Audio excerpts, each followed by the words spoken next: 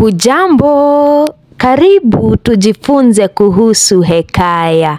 Hekaya ni hadithi ambazo huwa na mhusika mmoja mjanja na ambaye hutumia ujanja wake kuwalaghai wenzake.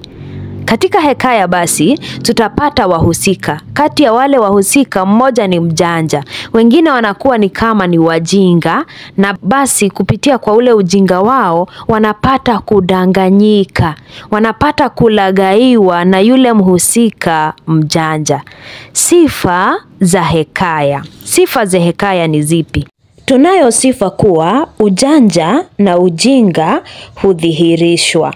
Ujinga unadhihirika kupitia kwa wale wahusika ambao wanadanganywa, na werevu ama ujanja unadhihirika kupitia kwa yule mhusika ambaye anawalaghai na kuwadanganya wenzake. Sifa ya pili, hekaya huwa na mafunzo.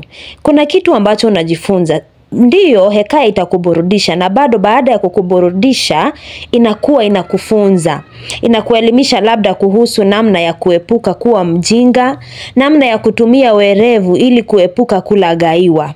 Sifa nyingine, hekaya hustaajabisha na kuchekesha. Zinastaajabisha na zinachekesha. Sifa nyingine, hekaya ni za kubuni na huwa na ubunifu mkubwa. Si kwamba ni hadithi ya kweli, la hasha. Ni za kubuni. Ni mtu tu akatumia ubunifu wake akajitokeza na ile hadithi ya hekaya. Kwa hivyo ni za kubuni.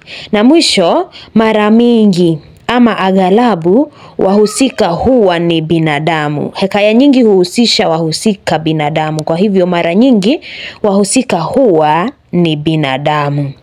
Umuhimu wa hekaya.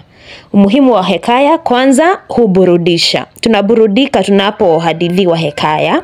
Hekaya huburudisha. Vile vile hekaya huelimisha. Tumesikia katika sifa kuwa hekaya huwa na mafunzo. Kwa hivyo hekaya huelimisha. Umuhimu wa tatu, hekaya hukejeli ujinga. Zinakejeli ujinga.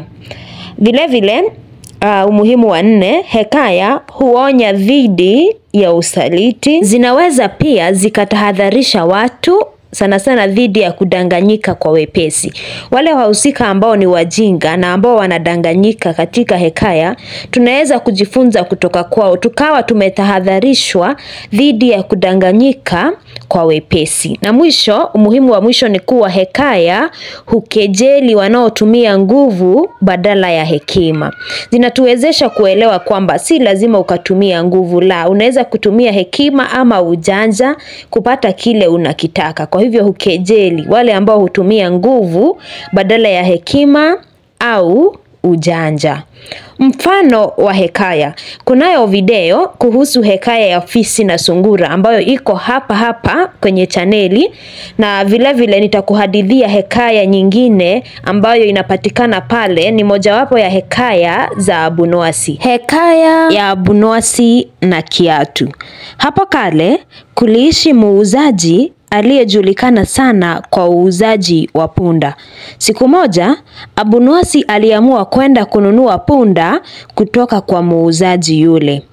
Akampata, wakazungumza na kukubaliana bei ya punda. Abunwasi akalipa pesa zile na kuanza safari pamoja na punda wake. Njiani, Abunwasi alipatana na kiatu. Kiatu kizuri kweli. Abunwasi akajiambia, kiatu hiki ni kizuri mno. Vingekuwa viwili, ningevichukua viwe vyangu. Kimoja hakitanifaa, hakina haja. Akakiwacha kiatu kile pale na kuendelea na safari yake. Baada ya kusafiri kwa muda, Abunwasi alipatana na kiatu kingine barabarani. Hiki kiatu ni sawa na kile nilichokiacha kule nyuma, Abunwasi akajiambia. Basi Abunwasi akaamua kurudi ili kuchukua kiatu alichokiwacha nyuma. Akamwacha punda wake mahali pale na kuanza safari kurudi nyuma. Punde tu alipotokomea, mtu akajitokeza na kumchukua punda yule. Mtu yule alikuwa ni muuza punda aliyemuuzia Abunwasi punda. Ikawa kuwa huo ndio ulikuwa mpango wa yule muuzaji. Kila mara alipouza punda, alikuwa akiwatega wanunuzi kwa viatu namna alivyomtega Abunwasi na kupata kurudisha punda wake. Ni sifa zipi za hekaya zinazojitokeza katika hii hekaya ya Abunwasi? Ni sifa zipi za hekaya zinazojitokeza katika hekaya hii ya Abunwasi na kiatu? Nifahamishe kwenye sehemu ya maoni. Ewe mwanafunzi, tumesema hekaya ni hadithi zinazohusu mhusika mmoja ambaye huwa mjanja na anatumia ule ujanja kuwadanganya wahusika wengine. Natumai umeweza kuelewa hivyo. Natumai pia umeweza kuelewa na unaweza kujibu swali kuhusiana na sifa na hata umuhimu wa hekaya. Ukipata wakati ni vyema uende pia utazame hekaya ya Sungura na Fisi ambayo iko papa hapa kwenye hii chaneli. Mpaka tutakapoonana tena na kutakia wakati mwema. Kwaheri.